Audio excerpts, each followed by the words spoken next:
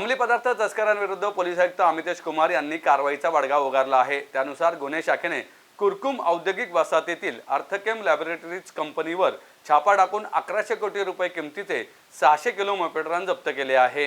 मोपेडरान निर्मिती तसेच विक्री प्रकरणाचे धागेदोरे देशभरात पसरल्याची माहिती पोलीस आयुक्त अमितेश कुमार यांनी पत्रकार परिषदेत दिली। मोपेडरान तस्करी प्रकरणात गुंड वैभव उर्फ पिंट्या माने, हैदर शेख, अजय करोसिया यांना गुन्हे शाखेने अटक केली। त्यांच्याकडून 3.5 कोटी रुपयांचे मोपेडरान जप्त करण्यात आले। शेखने विश्रांतवाडीतील मिठाच्या गोदामात मोपेडरान लपवल्याची माहिती मिळाल्यानंतर पोलिसांच्या पथकाने तेथे छापा टाकला। विश्रांतवाडीतील गोदामातून 55 किलो मोपेडरान जप्त करण्यात आले। आरोपी माने, शेख, करोसिया यांची चौकशी करण्यात आली तेव्हा पुणे सोलापूर महामार्गावर असलेल्या कुरकुम औद्योगिक वसाहतीतील अर्थकेम लॅबोरेटरीज कंपनीतून मोपेडरान तयार केले जात असल्याची माहिती मिळाली। त्यानंतर पोलिसांच्या पथकाने मंगळवारी कुरकुम औद्योगिक वसाहतीत छापा टाकून 1100 कोटी रुपयांचे 600 किलो मोपेडरान जप्त केले अशी माहिती पोलीस आयुक्त अमितेश कुमार यांनी दिली। यावेळी सहपोलीस आयुक्त प्रवीण पवार, अतिरिक्त पोलीस आयुक्त शैलेश बलकवडे, उपायुक्त अमोल झेंडे, सहाय्यक आयुक्त सतीश गोवेकर, सुनील तांबे आदी उपस्थित होते। काल आम्ही प्रेस ब्रीफिंगचे वेळी आम्ही आपल्याला सांगितले होते की एक ड्रगची NDPSची कॉन्ट्राबँड जप्त करण्यात आली होती आणि त्यामध्ये NDPSचे ऑफेन्स रजिस्टर करण्यात आला होता। अंदाजन 1 किलो 750 ग्राम वर्थ 3.5 कोटीचे सुमारास मुद्देमाल त्यामध्ये जप्त करण्यात आली होती। ते जे 3 आरोपी अटक करण्यात आले होते त्याचे तपास काल युद्ध पातळीवर सुरू होती। त्या तपासाचे अनुषंगाने विश्रांतवाडीचे परिसरात 2 गोडाऊनची झडती घेण्यात आली आणि ते 2 गोडाऊनला अंदाजन 55 किलोचे कॉन्ट्राबँड रिकवर करण्यात आली। याचे पुढे आणखी युद्ध पातळीवर तपास करण्यात आला आणि वेगवेगळे पथक वेगवेगळे ठिकाणी करत होते।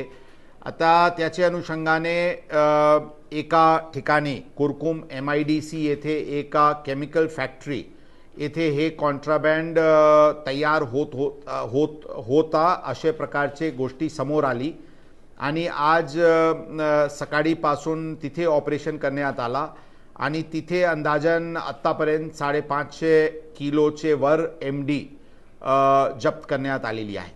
एकंदरीत आत्तापर्यंत 600 किलोपेक्षा जास्ती MD रिकवर करण्यात आलेली आहे। त्याचे अंदाजन मार्केट व्हॅल्यू 1100 कोटी 1100 करोड्स चे सुमारास ही रिकव्हरी आतापर्यंतची आहे। पंचनामाची काम सुरू आहे। जे संबंधित काही इन्व्हॉल्व्ड लोक आहे त्यांना ताब्यात पण घेण्यात आलेली आहे। आमचे पथक देशाचे वेगवेगळे भागात सध्या प्रीपोजिशन करण्यात आलेली आहे। पुढील तपास या प्रकरणात सुरू आहे।